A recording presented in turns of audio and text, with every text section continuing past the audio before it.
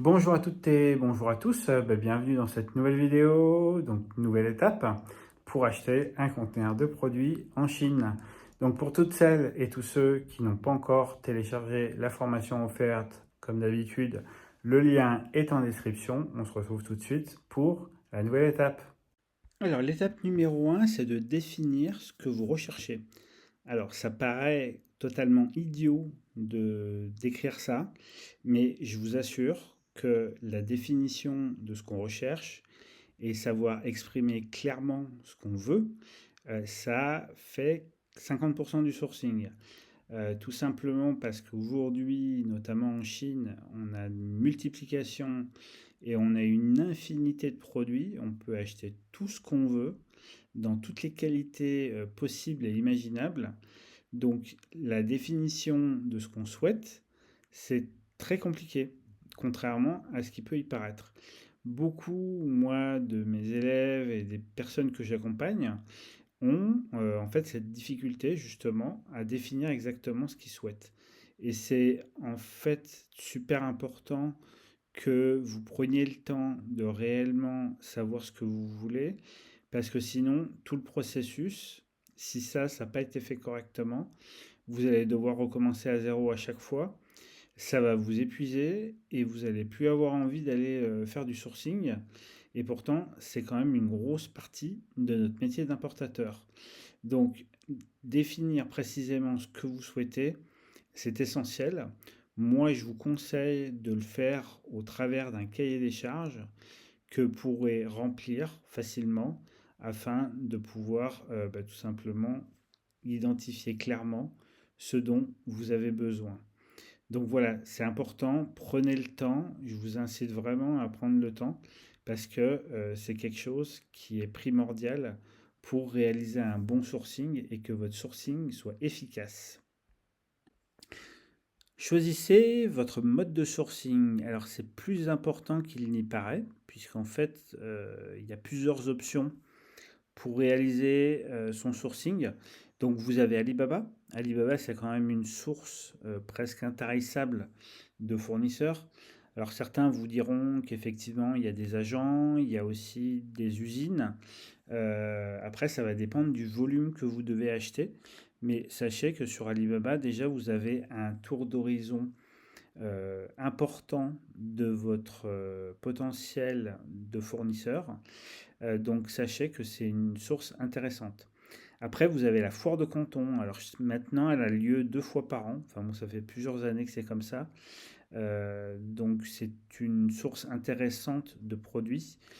Toutefois, si vous y allez, allez-y en ayant bien préparé le travail, parce que c'est une foire qui est épuisante, pour être honnête. Moi, je l'ai fait et je suis resté 5 jours. Honnêtement, je suis sorti de là, j'étais lessivé. C'est pour ça que j'y vais pas chaque année non plus.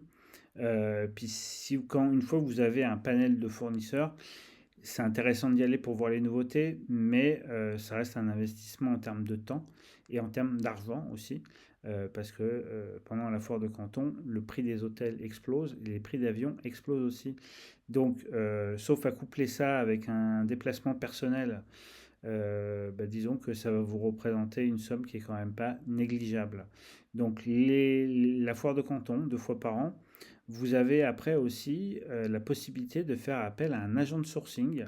Alors ça, je vous le conseille une fois que vous maîtrisez bien le sourcing, tout simplement pour ne pas vous faire promener par un agent de sourcing.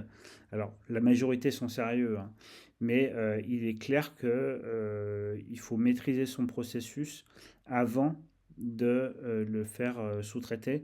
C'est un peu comme quand on doit embaucher quelqu'un pour faire une tâche dans son entreprise. Et c'est exactement la même chose. Le fait de faire appel à un agent de sourcing, ben, c'est parce qu'on n'a pas le temps de le faire et qu'on a besoin justement d'avoir des résultats plus rapides. Donc c'est une option à prendre en compte aussi. Étape 3, donc sourcer avec votre plateforme préférée. Donc choisissez ce qui pour vous vous met le plus à l'aise possible, que ce soit Alibaba ou d'autres plateformes, hein, peu importe, hein, c'est pas le débat. L'idée, si vous voulez, c'est que vraiment vous soyez à l'aise avec la plateforme.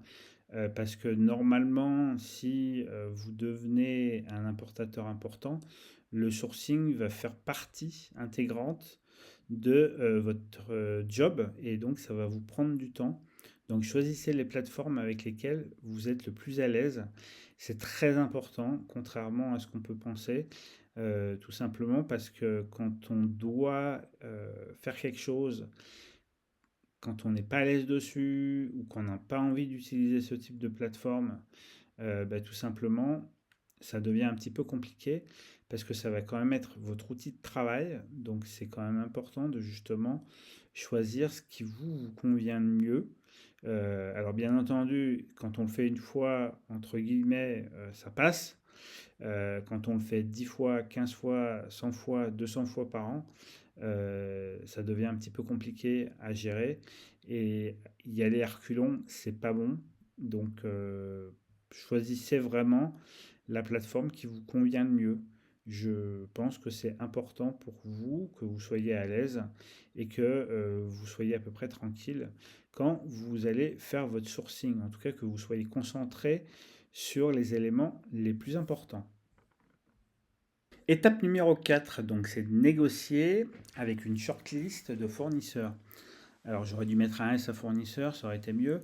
Alors, négocier quand on a un ou deux fournisseurs en liste, c'est déjà quelque chose où il faut vraiment prendre chaque détail pour le négocier au mieux, pour justement réussir à obtenir le meilleur prix possible. Alors, quand je vous disais dans l'étape 1 qu'il fallait vraiment que vous sachiez ce que vous voulez, que vous sachiez le définir de manière précise, c'est d'autant plus important quand on arrive à l'étape de la négociation avec les fournisseurs pour que chaque fournisseur ait exactement le même cahier des charges et qu'il n'y ait pas 36 cahiers des charges pour 10 fournisseurs différents. Parce que chacun va vous remettre un prix et le prix, c'est le résultat de ce qu'il y a dans le cahier des charges. Donc c'est important au moment où vous faites votre négo, en tout cas au moment où vous lancez dans la négo, euh, que vous assuriez que chaque fournisseur a le même cahier des charges et que ce cahier des charges soit le plus clair possible et qu'il n'y ait pas d'ambiguïté en tout cas pour qu'il puisse vous remettre le prix le plus intéressant pour vous.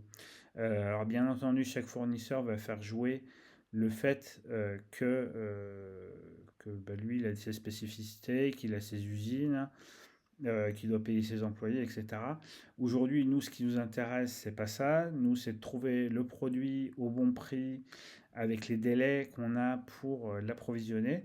Donc, il faut que les fournisseurs que vous avez mis dans votre checklist, dans votre shortlist, pardon, soient déjà OK sur les 5 ou 6 critères majeurs de votre fiche de sourcing. C'est-à-dire si pour vous le prix c'est une priorité, eh ben, il faut que le fournisseur qui sera retenu ait le meilleur prix tout en respectant les éléments les plus importants pour vous dans votre sourcing, dans votre cahier des charges, pardon. Et il faut vraiment être très très vigilant par rapport à ça. Et il faut, vous, que vous définissiez, voilà, moi ce qui est important pour moi, c'est le délai. Deuxième chose, c'est la qualité. La troisième chose, c'est qu'effectivement, il ait déjà été audité. Quatrième chose, c'est qu'il accepte le contrôle qualité. Après, à vous de mettre vos critères pour déjà pouvoir réaliser une shortlist. Moi, ce que je vous invite à faire, c'est vraiment au moment où vous lancez le sourcing, de dire aux fournisseurs, voilà, moi, si vous ne respectez pas cette étape-là, ou en tout cas ce critère-là, c'est hors de question qu'on travaille ensemble. Ça va vous permettre de gagner du temps parce qu'il y aura moins de fournisseurs qui vont répondre. Et plus vous aurez justement mis des barrières à l'entrée, plus vous aurez des fournisseurs de qualité. Tout simplement parce qu'ils vont vite comprendre que c'est pas la peine et qu'on ne va pas vous mener en bateau, que vous n'êtes pas né de la dernière pluie et que c'est pas la première fois que vous venez acheter en Chine, alors que pour certaines personnes en tout cas qui suivent cette mini formation, ben, ce sera probablement le cas. En tout cas, sachez que c'est important d'établir une checklist, une shortlist, pardon, disons que j'insiste, de fournisseurs, deux ou trois maximum, trois, honnêtement. Au-delà, ça devient très compliqué de mener à bien les négociations. Donc ça y est, vous avez votre shortlist de fournisseurs. Donc là, on est à l'étape 5 et il va falloir choisir le fournisseur. Alors, comme je vous le disais dans l'étape 4, il faut vraiment que votre shortlist ce soit 2 ou 3 et qu'à un moment donné, ben, vous vous disiez, ben, il va falloir que je choisisse. Alors, il y a toujours en fait cette part chez certaines personnes qui fonctionne à l'instinct. Moi, je vous invite vraiment en fait à mettre en fait des points sur chaque critère. C'est-à-dire, critère numéro 1, il vaut 10 points. Le critère numéro 2, il vaut 5 points. Et en fonction de ce que vous donne le fournisseur, ben, attribuez-lui en fait des points. Et à la fin, faites le bilan. Voyez ben, celui qui a la meilleure note pour justement le choisir.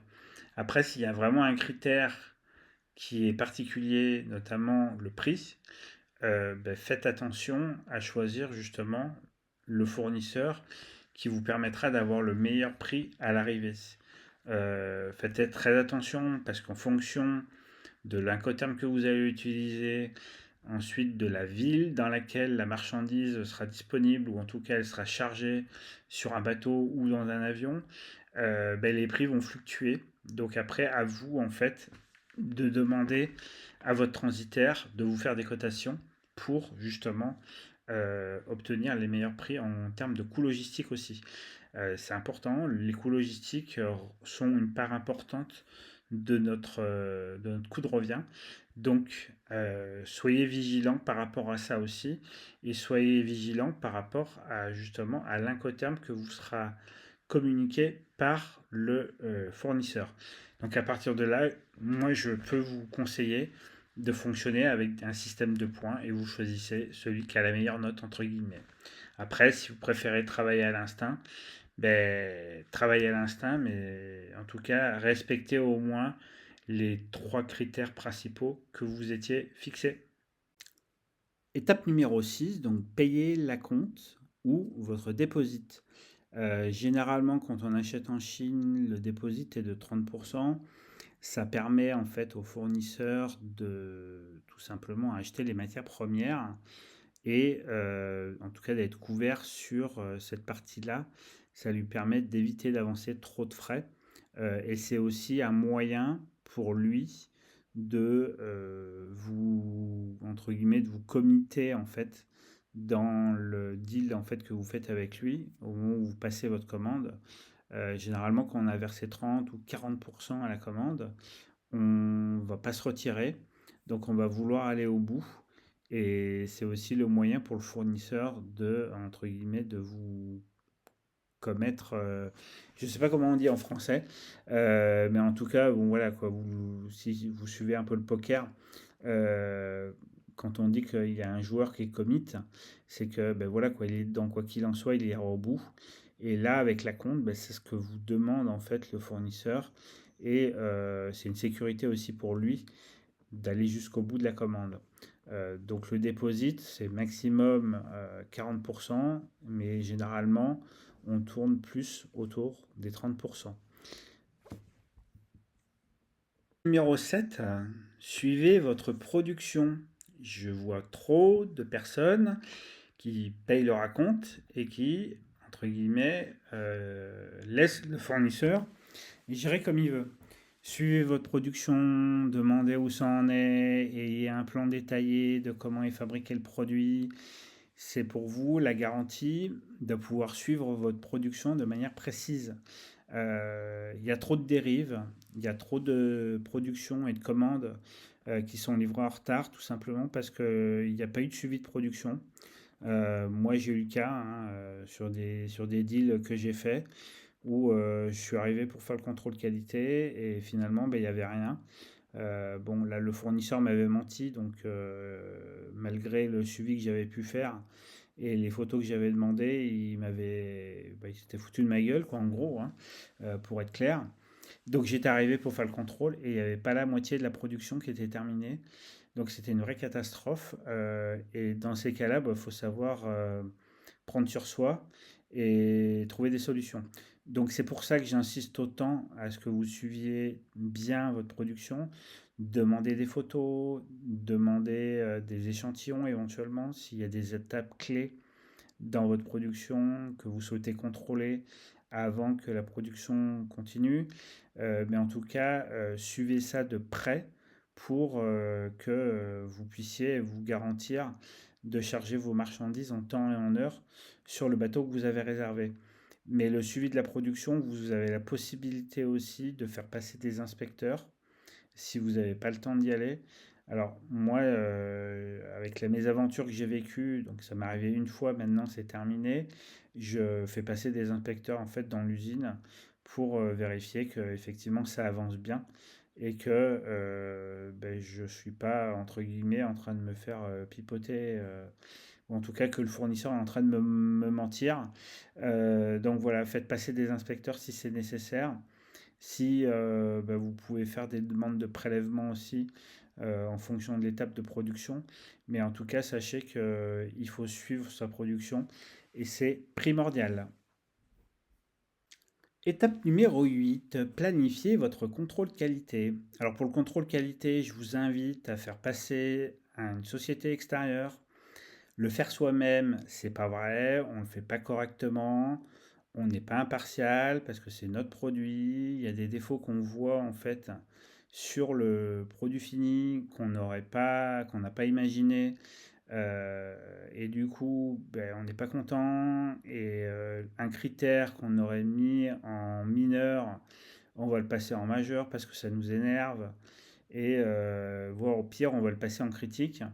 Alors qu'en fait, si on avait sous-traité le contrôle qualité aurait été fait de manière impartiale, c'est-à-dire sur base des informations que vous auriez mis dans votre checklist.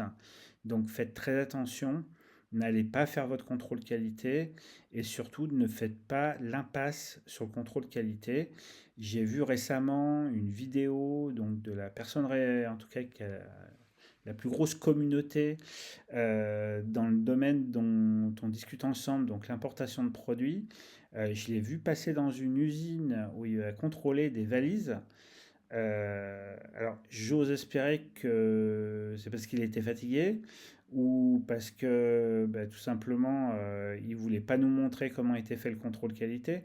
Mais si c'est ça, son contrôle qualité, je me fais vraiment du souci pour ses clients.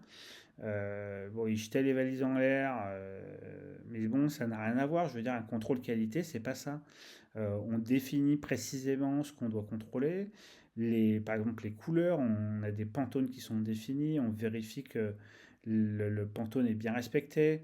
Ensuite, je les voyais tirer sur les élastiques, mais c'est pas comme ça que ça marche. On prend en fait un appareil de mesure, on calcule le degré de résistance de l'élasticité. On ne fait pas un travail comme ça à la va-vite et acheter les trucs par-dessus les. Enfin, moi, j'ai trouvé ça complètement fou. Donc, par contre, ce que je vous invite vraiment à faire, c'est à vous le faire et rédiger correctement vos checklists. Mais ne le faites pas vous-même parce que vous ne serez pas impartial et parce qu'il y a des choses que vous allez voir dans les usines qui risquent de ne pas vous plaire non plus. Donc, bien savoir qu'on a quand même des mentalités différentes. Donc, c'est pas la même chose. Ils fonctionnent pas comme nous. Euh, voilà. Donc, quand on part en fait en Chine faire du sourcing d'usine ou quand on va faire des contrôles qualité, on se prend une petite claque dans la tête, mais dans le bon sens.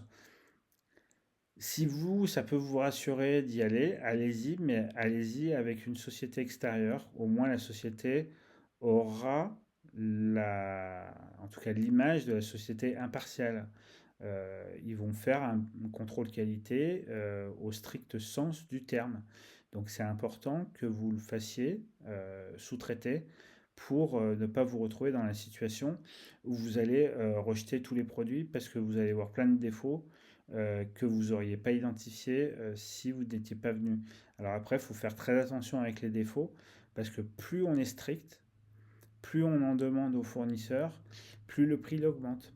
Parce que lui, dans l'usage de son outil de production, il y a des défauts qui sont inhérents, par exemple au moule. Il y a des choses, en tout cas, qui peuvent dériver un petit peu. Après, il faut que vous ayez, vous, une tolérance. Et tout l'enjeu, en fait, du contrôle qualité, c'est justement de mettre une tolérance à ce qu'on accepte et à ce qu'on n'accepte pas. Étape 9, réservez votre conteneur ou votre transport. Alors des fois, on a le loisir de pouvoir remplir un conteneur parce qu'on a le volume ou alors parce qu'on a pris la décision en fait de prendre un conteneur complet pour sécuriser ses marchandises. Sachez qu'on ne fait pas que un conteneur parce que on a le volume nécessaire. Des fois, il y a des solutions où on préfère, ou sur des produits à risque, on préfère faire transporter ces marchandises uniquement dans un conteneur, entre guillemets, un conteneur privé, et pas en groupage, parce qu'on n'a pas envie que notre marchandise soit mélangée avec d'autres produits. Donc sachez que quand on fait du groupage, tout est mélangé. Donc si vous avez des marchandises qui sont sensibles, ou si vous avez des marchandises qui sont cassables, euh, quoi, fragiles entre guillemets, vous pouvez peut-être penser à réserver votre propre conteneur. Alors, réserver son conteneur, c'est déjà définir la taille. Donc ça, vous envoyez le volume en fait à votre transitaire et vous lui dites, bon ben voilà, je vais avoir tel volume en sortie de telle ville, de telle usine. Merci de bien pouvoir planifier le passage du conteneur et en fait la ramasse de mes produits. Alors, si c'est un conteneur complet, généralement, ils mettent à disposition le conteneur 24 à 48 heures maximum avant à l'usine. À charge pour l'usine de charger le conteneur et de le plomber. Donc, n'oubliez pas de demander de plomber. Mais là, je m'égare parce qu'en fait, on était là pour parler de la réservation du conteneur. Donc, le conteneur, réservez-le 3 semaines avant la date prévue, ou en tout cas, donnez l'information à votre transitaire pour que lui il puisse prévoir auprès de son agent ou de son bureau en fait sur place de planifier un conteneur pour vous. Donc sachez que il est préférable de prendre un maximum de temps d'avance parce que justement quand on veut négocier des prix avec des transitaires, plus on leur donne d'informations, plus entre guillemets on leur facilite la vie, plus ça va être facile pour vous en fait d'aller négocier. Si vous travaillez toujours dans l'urgence, ils seront moins enclins à vous faire des prix plus bas. Donc c'est aussi une des clés pour baisser ses coûts, c'est d'anticiper au maximum les choses. Nous voilà à l'étape 10, donc valider votre contrôle qualité. Donc important, une fois que la production est terminée, faites passer la société de contrôle qualité et vous, si vous y êtes, profitez-en pour visiter l'usine et voir effectivement les produits qui ont été faits, mais ne faites pas le contrôle qualité vous-même. Je pense qu'il est important qu'une société le fasse pour vous pour que le contrôle soit impartial. Et donc, ce qui est important dans cette étape numéro 10, donc, c'est de valider le contrôle qualité, notamment s'il y a des points dans le contrôle qualité qui font que le contrôle qualité n'est pas bon, parce que ça peut arriver qu'il y ait des défauts pendant la production et que le fournisseur ne l'ait pas vu et que pendant le contrôle, on se rende compte que ça va pas être bon et qu'on est obligé en fait de bloquer la marchandise. Alors c'est très rare que ça arrive, mais ça peut arriver. Donc je vous dis juste une chose, c'est justement pour ça que j'ai rajouté en fait cette étape-là, valider votre contrôle qualité, c'est que vous devez vous garder du temps au moment où vous allez recevoir le contrôle qualité et laissez-vous aussi un peu de temps entre le moment où la production est terminée, au moment où l'inspecteur va passer pour faire le contrôle et le moment où vous allez recevoir en fait le contrôle qualité, le rapport de contrôle qualité. Laissez-vous une marge quand même 24-48 heures, des fois c'est mieux, mais on est plus souvent sur des 24 heures, donc il faut réagir très rapidement. Il faut être sur le qui-vive en fait quand on reçoit les rapports. Prenez le temps de le lire de A à Z, même si vous avez l'impression que vous l'avez déjà fait, parce que finalement, quand on arrive en fin de processus, on a l'impression qu'on maîtrise parfaitement son dossier, sauf que quand il y en a plusieurs en même temps, c'est important de prendre le temps de lire les rapports de contrôle qualité, consacrez-y peut-être une demi-heure, trois quarts d'heure, pour vérifier que tout est OK de votre côté. Parce qu'une fois que la marchandise est chargée, une fois qu'elle est dans le bateau, quand on va devoir faire des modifications, ça coûte une fortune. Donc autant que les modifications, s'il doit y en avoir ou s'il y a eu des risques pendant la production, autant que ce soit fait directement dans le pays, donc en Chine. Étape 11, payer le solde de votre commande. Alors, le paiement du solde de votre commande ne doit se faire que et uniquement que si le contrôle qualité a été validé, que vous êtes d'accord, que les échantillons que vous avez reçus sont OK pour vous, que tout est OK. Une fois que vous avez payé, s'il y a la moindre chose, ça devient une catastrophe. Parce que le fournisseur a le pouvoir. Une fois qu'il a reçu l'argent, on peut pratiquement plus rien obtenir. Alors certains vous diront que oui, avec des usines de confiance, on peut toujours obtenir des choses, mais ce sera toujours bien plus compliqué que si le fournisseur n'avait pas eu l'argent. Donc prenez le temps justement de bien lire vos contrôles qualité, vos rapports pardon, de contrôle qualité pour que justement au moment où vous faites le paiement, ben, vous soyez entre guillemets sûr à 100% que ce que vous allez recevoir, c'est ce que vous avez commandé.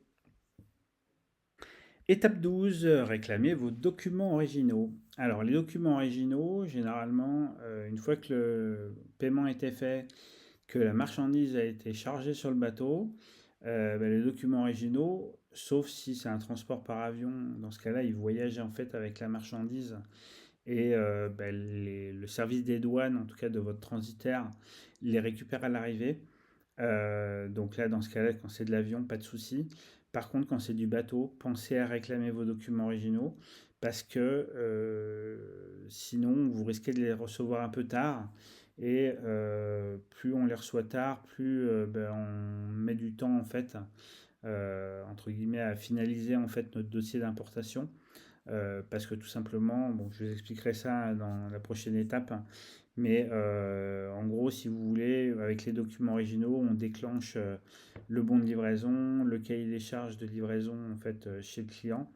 On déclenche quand même beaucoup de choses qu'on envoie en fait au transitaire pour qu'il puisse préparer en fait le travail, notamment s'il y a palettisation, s'il y a des étiquetages particuliers à faire, que lui il puisse préparer le travail et qu'il puisse le planifier correctement.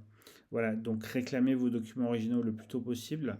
Généralement, donc quand c'est une expédition par mer, votre fournisseur va vous les envoyer par courrier express après que le bateau ait quitté le port, puisque lui, en fait, va récupérer donc le connaissement maritime, donc c'est le bill of lading, auprès de la compagnie maritime.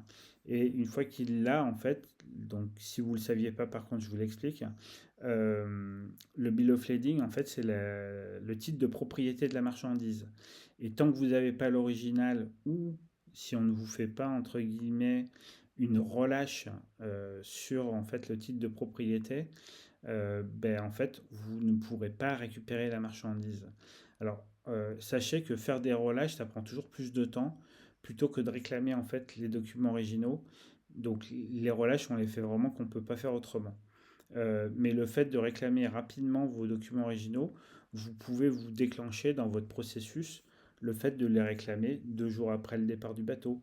Ou si par exemple vous avez prévu avec votre transitaire de recevoir en fait ben, l'avis de départ des marchandises, ben, vous pouvez déclencher et en tout cas réclamer vos documents originaux à ce moment-là. Étape numéro 13, préparez votre douane import. Donc tout à l'heure, quand je vous parlais dans l'étape 12 de réclamer vos documents originaux, c'est préparer sa douane import, c'est normalement quelque chose qui doit se passer tout seul, puisque normalement au tout début en fait du processus, on a déjà donné un échantillon en fait à son transitaire, on a fait évaluer la qualité du produit et il nous a classifié en fait déjà le produit dans la nomenclature douanière. Donc normalement, quand on prépare sa douane import, on a tout finalisé. Donc il s'agit juste d'assembler en fait tous les documents.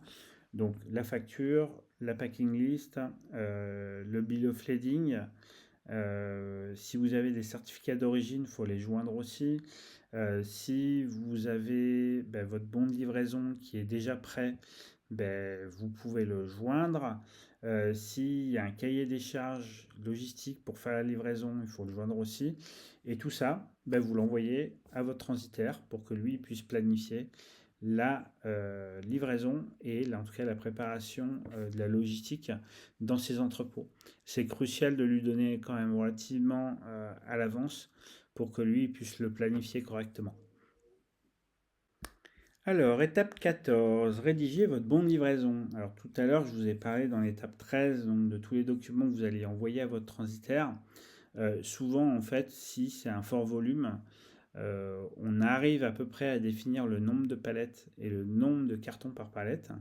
Mais souvent, c'est bien plus facile de demander en fait au transitaire de nous dire si effectivement le plan de palettisation qui a été prévu au début sera respecté. Et comme ça, vous, sur votre bon de livraison, vous pouvez mettre toutes ces informations-là.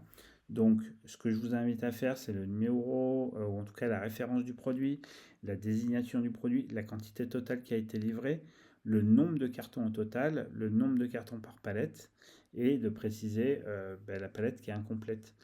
Tout ça pour faciliter le travail des entreprises de logistique et des logisticiens à l'arrivée. Plus on leur facilite le travail, plus ils sont contents de voir nos produits arriver et moins ils se disent ah ben ça va être une catastrophe, je vais encore passer une mauvaise journée. Alors je dis pas ça parce que en fait c'est des métiers qui sont difficiles, je l'ai fait au tout début de ma carrière, donc je sais de quoi je parle. Je dis simplement que quand on fait des livraisons en fait et qu'ils reconnaissent nos produits et qu'ils savent que les choses sont carrées, qu'il n'y aura pas de problème, généralement ils sont plutôt contents en tout cas de prendre livraison en tout cas des produits et de les rentrer en stock. C'est simplement si ça peut faciliter les choses, c'est pas plus mal. Et puis ils diront pas allez encore une journée à réceptionner les produits de cette société qui fait pas les choses correctement. Honnêtement, quand on a un processus qui est ultra fluide et que tout se passe bien, ce métier, c'est un vrai bonheur. Alors, je vais vous en parler en fait dans l'étape numéro 15. Et voilà, nous sommes arrivés déjà à l'étape numéro 15, donc planifier et livrer vos produits. C'est la dernière étape, c'est l'étape qui va finaliser notre dossier d'importation. Donc on va aller prendre rendez-vous auprès de notre client, on va lui livrer les produits, on va faire tamponner notre bon de livraison et ensuite on va pouvoir facturer le client si en fait on a une facturation à faire à la livraison. Donc voilà, c'est un processus qui est long. Là je vous ai donné 15 étapes pour que vous ayez déjà des bases qui soient solides pour pouvoir démarrer un business d'import-export. Maintenant, je vous conseille de télécharger la formation offerte de 3 heures. Je vais rentrer déjà beaucoup plus dans le détail. Et après, effectivement, si vous souhaitez vraiment devenir importateur, si vous avez envie de faire ce métier d'importateur et travailler dans le monde en fait, de l'import-export, je vous ai créé en fait un programme, donc c'est 90 jours pour réussir dans l'import-export. Il y a 12 modules de formation. Je vous explique chaque étape pour que vous puissiez bien l'intégrer, que ce soit clair pour vous, qu'effectivement vous n'ayez plus aucun doute sur cette étape-là, que vous ayez vraiment une vision claire du processus et que vous puissiez l'appliquer dans votre business. Parce que l'objectif, c'est que vous puissiez obtenir une première commande le plus rapidement possible, Donc bien entendu, moi je vais vous pousser un petit peu pour que les étapes soient franchies, que tout soit intégré et que vous puissiez aller passer à l'étape suivante. Et surtout, que vous trouviez votre premier client. Pour être honnête avec vous, toutes les personnes qui ont suivi la formation jusqu'au bout, qui se sont investies, elles ont toutes eu une commande. Donc c'est pas, vous voyez, c'est pas impossible. Je pense que j'ai fait le travail correctement de préparation pour que justement ce soit le plus simple pour vous et que vous puissiez l'appliquer le plus simplement du monde. Après, bah, il faut quand même que derrière, vous soyez impliqué dans le travail d'apprentissage, dans le travail de mise en application, et puis aussi que bah, vous y alliez, quoi. Faut aller voir les clients, faut aller discuter avec eux, faut les appeler, faut qualifier correctement leurs besoins, etc. Mais honnêtement, euh, ce métier est vraiment passionnant. Si vous aimez l'adrénaline, vous allez vous éclater. Si vous aimez l'action, ben là c'est pareil, hein, on a énormément de choses à faire. Si voilà, vous souhaitez passer 4 heures par semaine sur votre business, ben, je vous invite à passer votre chemin parce que c'est pas vraiment ce qui va se passer, hein, pour être très clair. Mais honnêtement, c'est vrai que c'est des métiers qui sont vraiment passionnants. Nous, notre travail, c'est de bien identifier le besoin du client, de bien le comprendre et justement après d'aller trouver les usines qui vont pouvoir nous permettre bah, de nous gagner notre vie. Parce qu'à la base, on fait ce métier-là, c'est pas pour l'honneur et on n'est pas Mère Teresa, on est là pour gagner de l'argent. Donc c'est tout le travail qu'on a et qu'on fait dans le sourcing.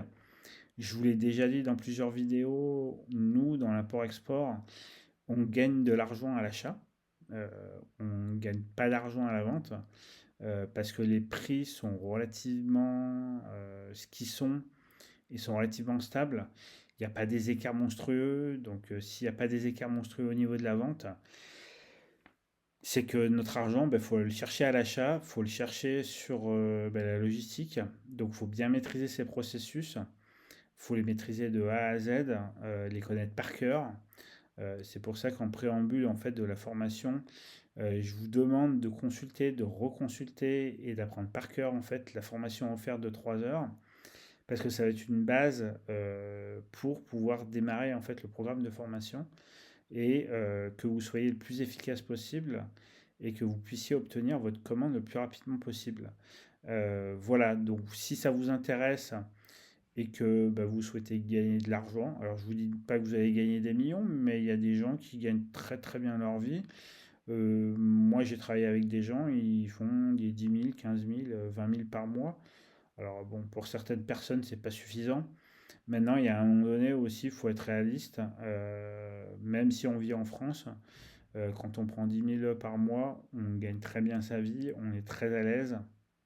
Donc, faut arrêter aussi un petit peu le délire des bling bling de Dubaï et tout ça.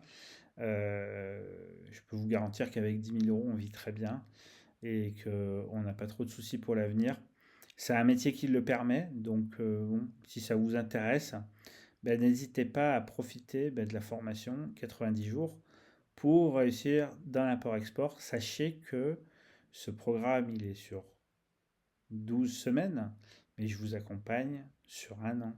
C'est-à-dire que tant que vous n'avez pas décroché votre commande, je vous accompagne. Donc après, au bout d'un an, si jamais bah, vous ne l'avez toujours pas, on verra bien comment on peut s'organiser pour que ce soit le cas. Mais en tout cas, sachez que quoi qu'il arrive, même si vous l'obtenez avant la fin des 12 semaines, je vous accompagne quand même sur un mois, sur un an, pardon. Donc c'est ce qui fait aussi le prix de cette formation.